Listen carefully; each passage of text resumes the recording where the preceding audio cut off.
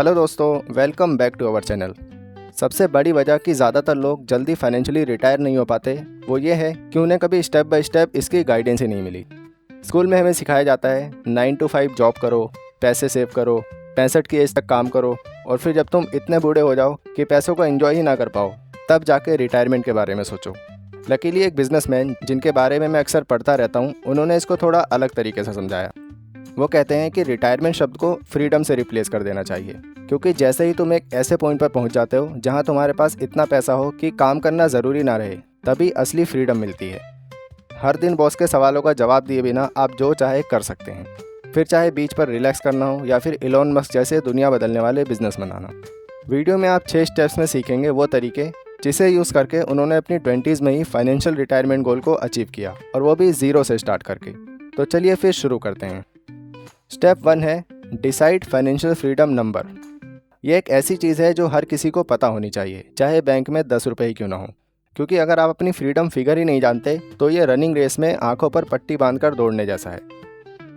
आप देख ही नहीं पाओगे कि कहाँ जा रहे हो, जिसका मतलब ये है कि अपनी पूरी मेहनत गलत डायरेक्शन में लगा दें या ठोकर खा के मुँह के बल भी गिर सकते हैं।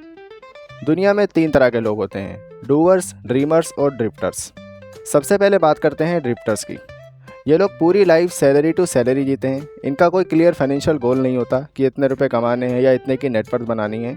इस माइंडसेट के लोग सेविंग्स या इन्वेस्टिंग को समझने पर ध्यान ही नहीं देते। फाइनेंशियल रिटायरमेंट उन्हें यंग लोगों के सोचने वाली चीज़ नहीं लगती। ये मानते हैं कि आज एंजॉय करने पर ध्यान दो, रिटायरमेंट का बुढ़ापे में देखेंगे। स्टार्टिंग से तैयारी करते नहीं, इसलिए ओल्ड एज में फाइनेंशियल प्रॉब्लम फेस करते हैं। ड्रीमर्स के पास फाइनेंशियल गोल्स तो होते हैं, लेकिन उन गोल्स को अचीव करने के लिए कोई सॉलिड प्लान नहीं होता, इसलिए इनके अमीर बनने का ख्वाब हमेशा ख्वाब ही रह जाता है। और फाइनली आते हैं डूवर्स। डूवर्स के पास फाइनेंशियल गोल्स होते हैं और सबसे इम्पोर्टेंट, इनके पास अपने गोल्स तक पहुंचने का प्लान भी होता है।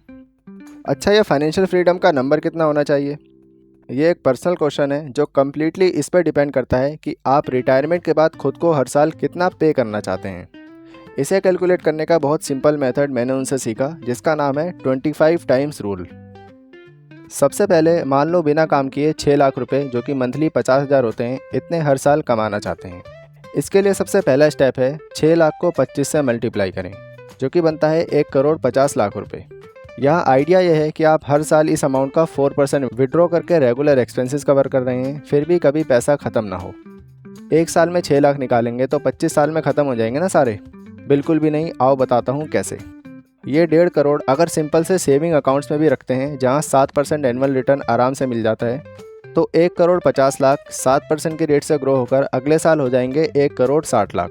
6 लाख विड्रॉ करने के बाद बचेंगे 1,54,00,000। और इस तरह टोटल अमाउंट हर साल 7% बढ़ता रहेगा। 4% आप निकालेंगे तो भी 3% के मार्जिन के साथ ये पैसा हमेशा बढ़ता ही रहेगा, कभी ख़त्म नहीं होगा। इनकम तब बढ़ती है जब माइंड फ्री हो और जेब में एक्स्ट्रा पैसे बचें। इसलिए अगला स्टेप है हाई इंटरेस्ट लोन क्लियर करना। ये बहुत ज़रूरी है कि इन्वेस्टिंग के बारे में सोचने से पहले लोन क्लियर हो जाएं, क्योंकि हाई इंटरेस्ट लोन हमें फाइनेंशियली पीछे खींचते हैं। साथ ही गुड लोन और बैड लोन में डिफरेंस समझना भी ज़रूरी है। गुड लोन वो होता है जो लो इंटरेस्ट पर मिले और आपको उन पैसों से और ज़्यादा पैसे कमाने का मौका दे। एग्जाम्पल के लिए, लो रेट ऑफ इंटरेस्ट पर लोन लेकर रेंटल प्रॉपर्टी खरीदना या बिजनेस करना, जहां इंटरेस्ट रेट से ज़्यादा का प्रॉफिट मिले। इसमें से लोन की पेमेंट करके बाकी प्रॉफिट अपना। लो इंटरेस्ट पर लैपटॉप या ऐसे टूल्स खरीदना जिनके थ्रू आप क्लाइंट्स को बेटर क्वालिटी की सर्विस दे सकें, जिससे ओवरऑल अर्निंग बढ़े। बैड लोन होता है ऐसा हाई इंटरेस्ट लोन जो कोई इनकम जनरेट नहीं करता। एग्जाम्पल के लिए, EMI पर आईफोन लेना सिर्फ शो ऑफ के लिए, या पर्सनल लोन लेकर ट्रिप और एंजॉयमेंट में खर्च करना। इस तरह के बैड लोन जितना जल्दी हो सके क्लियर कर देना चाहिए। इसके लिए सबसे पहले हाई इंटरेस्ट वाले लोन जैसे क्रेडिट कार्ड, पर्सनल लोन वगैरह, जिन पर साल का 36% तक का इंटरेस्ट लगता है, इन्हें सबसे पहले क्लियर कर दें। फिर धीरे धीरे इससे कम इंटरेस्ट जैसे car loan, phone loan, bike loan, जो अराउंड 8 से 15% इंटरेस्ट लेते हैं, इन्हें पे करते हुए जितना जल्दी हो सके सारे बैड लोन क्लियर कर दें, क्योंकि बैड लोन के बोझ के साथ वेल्थ बिल्ड नहीं की जा सकती। अगला स्टेप है इमरजेंसी फंड बनाना। ये स्ट्रॉन्ग फाउंडेशन का बहुत इंपॉर्टेंट हिस्सा है। अगर आप इमरजेंसी फंड के बिना इन्वेस्ट करना स्टार्ट कर देते हैं और कुछ टाइम बाद कोई अनएक्सपेक्टेड खर्च आ जाए, ऐसे में आपके पास कैश होगा नहीं, तो अपने इन्वेस्टमेंट निकालने पड़ सकते हैं, जिसका रिजल्ट ये होगा कि वो पैसा फ्यूचर में जो प्रॉफिट कमा सकता है वो मिस हो जाएगा। इसलिए अपने मंथली खर्चों का कम से कम 6 महीने से 1 साल का फंड सेविंग्स में पहले ही रख लें। गुड लोन लेने के लिए भी सबसे ज़रूरी है सिबिल या क्रेडिट स्कोर। इसलिए अगला स्टेप है maintain strong credit score. Credit score बिल्कुल रिज्यूम की तरह होता है। ये पूरी लाइफ साथ साथ चलता है, रेगुलरली अपडेट होता रहता है और लैंडर्स इससे डिसाइड करते हैं कि क्या आप एक भरोसेमंद बोरोवर हैं जिसे लोन दिया जा सकता है। अगर आप फ्यूचर में कभी बिजनेस या होम लोन लेना चाहते हैं तो अच्छा क्रेडिट स्कोर बहुत काम आता है। इसलिए वो रिच बिजनेसमैन जैसे ही 18 साल के हुए उन्होंने एक क्रेडिट कार्ड ले लिया। उससे थोड़े बहुत रेगुलर एक्सपेंसेस करते जैसे घर की गैस, ग्रोसरी वगैरह के लिए, और हर महीने ड्यू डेट से पहले ही फुल अमाउंट पे कर देते। इस तरह उन्हें कोई इंटरेस्ट नहीं देना पड़ता था और क्योंकि टाइम से पेमेंट होती थी इसलिए उनके सिविल में शो होने लगा कि वो एक भरोसेमंद और जिम्मेदार पर्सन है जिसे ज़्यादा अमाउंट का लोन भी आसानी से दिया जा सकता है। ये अच्छा क्रेडिट स्कोर उन्हें तब काम आया जब मार्केट क्रैश में कुछ प्रॉपर्टीज़ काफ़ी सस्ते रेट पे मिल रही थी और उन्हें तुरंत ज़्यादा पैसों की ज़रूरत थी। लोन के थ्रू तुरंत पैसों का इंतज़ाम हो गया, सस्ते में उन्होंने प्रॉपर्टी खरीदी और 6 महीने बाद जब मार्केट नॉर्मल हुई तो ज़्यादा रेट पर उस प्रॉपर्टी को सेल किया, बैंक को लोन का अमाउंट चुकाया और बाकी का प्रॉफिट उनका। अगला स्टेप है मल्टीपल इनकम सोर्सेज बिल्ड करना। इमेजिन करो ये टेबल आपकी फाइनेंशियल लाइफ है और इसका हर पैर एक सोर्स ऑफ इनकम है। अगर टेबल का सिर्फ एक ही पैर है और वो टूट जाए तो टेबल तुरंत गिर जाएगी। बिल्कुल वैसे ही अगर आपकी लाइफ की सिर्फ एक ही इनकम सोर्स है जैसे सैलरी और कल को जॉब चली गई तो फाइनेंशियल लाइफ पूरी तरह डगमगाने लगेगी और कोई शक नहीं कि गिर जाए। लेकिन अब इमेजिन करो इस टेबल के 4 स्ट्रॉन्ग पैर हैं, एक जॉब, दूसरी साइड बिजनेस इनकम, तीसरी स्टॉक मार्केट इन्वेस्टमेंट से डिविडेंड इनकम और फोर्थ रेंटल इनकम। अब अगर एक पैर डैमेज भी हो जाए तो भी टेबल गिरेगी नहीं, बाकी 3 पैर इसे आसानी से संभाल लेंगे। इसी तरह multiple income sources financial life को स्टेबल बनाए रखते हैं। ठीक है, मल्टीपल इनकम सोर्सेज की इम्पोर्टेंस समझ गए, लेकिन इसे बनाए कैसे? इसके लिए ऐसे साइड हसल यानी पार्ट टाइम वर्क करना बेटर है जो आपकी एग्जिस्टिंग स्किल से रिलेटेड हो। इसके लिए पूरी तरह कुछ नया सीखने की ज़रूरत नहीं पड़ती। अक्सर इस प्रोसेस में हमें ऐसा काम मिल जाता है जिसके लिए हम पैशनेट हैं। पैशन की वजह से ज़्यादा मेहनत अपने आप होती है और बिना रियलाइज़ किए हमारी स्किल्स डेवलप होती जाती हैं। स्किल्स अच्छी होंगी तो क्वालिटी सर्विस दे सकेंगे जिससे अच्छी पेमेंट डिमांड कर सकते हैं। आज के टाइम कई सारी साइड हसल हैं जो आप स्टार्ट कर सकते हैं, जैसे affiliate marketing, ecommerce product selling, जिस फील्ड में स्टडी या वर्क करते हैं उसे यूट्यूब पर सिखाकर, और ड्रॉप शिपिंग वगैरह।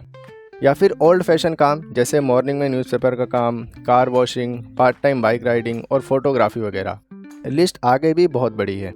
यहाँ मेन ध्यान रखने वाली बात यह है कि लोगों को आप जितनी ज़्यादा वैल्यू देंगे उतना ही ज़्यादा कमाएंगे।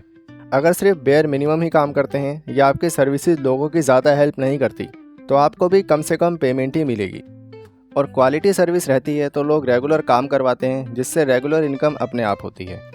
अच्छा, मल्टीपल इनकम सोर्सेज तो बना लिए, लेकिन हम सभी के पास लिमिटेड टाइम है, इसलिए सिर्फ अकेले काम करके एक लिमिट तक ही पैसा कमाया जा सकता है। ज़्यादा अर्निंग करने के लिए ज़रूरी है ज़्यादा लोग आपके लिए काम करें, जिससे ज़्यादा पैसिव इनकम कमाने का मौका मिले। इसलिए अगला स्टेप इसी बारे में है, बिल्ड पैसिव इनकम सोर्सेज। अमीर लोग ये इनकम सोर्स बनाने पर ज़्यादा ध्यान देते हैं, जबकि मिडिल क्लास और पुअर लोग सिर्फ अपने टाइम से पैसे कमाने पर। यही वजह है कि अमीर और अमीर बनते रहते हैं। यह स्टेप है अपनी मूल रकम को सेफ रखते हुए उसे मल्टीप्लाई करने का। इसीलिए रॉबर्ट कियोसाकी के रिच डैड ने, जिनकी बात मैं वीडियो के स्टार्टिंग में कर रहा था, उन्होंने मल्टीपल इनकम सोर्सेज बनाने के बाद कंसिस्टेंट इन्वेस्टिंग और पैसिव इनकम सोर्सेज बनाने पर ध्यान दिया। ये सच है कि कोई भी इनकम 100% पैसिव नहीं होती। हर इनकम सोर्स में थोड़ा बहुत काम तो होता ही है। एक्टिव इनकम जैसे जॉब से इनकम कमाने के लिए रोज़ काम करने की ज़रूरत होती है, जबकि पैसिव इनकम में कुछ टाइम काम करके एक सिस्टम बना दिया जाए तो उसके बाद लोग काम करते हैं और आपके पास पैसा अपने आप आता है। इसके लिए उन्होंने अब अपना टाइम सेल करके पैसे कमाने की जगह पैसों को काम पर लगाना स्टार्ट कर दिया, जिससे अब उनका पैसा उनके लिए और ज़्यादा पैसे कमाए। ऐसा करके पैसिव इनकम कमाने के 3 सिंपल तरीके हैं। बिजनेस सिस्टम बनाएं जिससे लोग काम करें और आपको प्रॉफिट आए, स्टॉक से डिविडेंड इनकम और रियल एस्टेट प्रॉपर्टी से रेंटल इनकम। आज के टाइम स्टॉक मार्केट सबसे ईजी जगह है स्टार्ट करने के लिए। आज सारा काम ऑनलाइन ऐप्स के थ्रू हो जाता है। पहले डीमैट अकाउंट बनाने के लिए कई डिटेल्स और डॉक्यूमेंट्स फिल करने होते थे और टाइम लगता था वो अलग। आज सिंपली आप घर बैठे ब्रोकिंग ऐप के थ्रू डीमैट अकाउंट बनाकर इन्वेस्टमेंट स्टार्ट कर सकते हैं। स्टॉक मार्केट में नए इन्वेस्टर को सिंपल से लो कॉस्ट इंडेक्स फंड से स्टार्ट करना चाहिए। इंडेक्स फंड कई कंपनीज का एक बास्केट होता है जो कंट्री की ग्रोथ के साथ ग्रो होता रहता है। मुझे पर्सनली निफ्टी 50 और सेंसेक्स इंडेक्स ठीक लगते हैं। लास्ट है रियल एस्टेट। ऑनेस्टली ये वेल्थ बिल्डिंग की मजबूत दीवार की तरह है। हाँ, इसमें एंट्री लेना थोड़ा चैलेंजिंग है क्योंकि एक बार में बड़ा इन्वेस्टमेंट चाहिए, लेकिन अगर आप पहली प्रॉपर्टी खरीदने के लिए अमाउंट सेव कर पाएँ तो उससे होने वाली रेंटल इनकम से आगे इसी तरह और भी प्रॉपर्टीज़ खरीदकर अपनी वेल्थ को ग्रो कर सकते हैं। जस्ट इमेजिन, आपके पास एक फ्लोर है जिसका रेंट 5,000 आता है, वैसे ही 10 फ्लोर हो गए तो 50,000 तो महीने की रेंटल इनकम ही आती है। ये जर्नी आसान नहीं होने वाली, लेकिन अगर step by step in methods को फॉलो करते हैं तो आप भी इनकी तरह ज़ीरो से स्टार्ट करके जल्द ही फाइनेंशियल फ्रीडम को अचीव कर सकते हैं।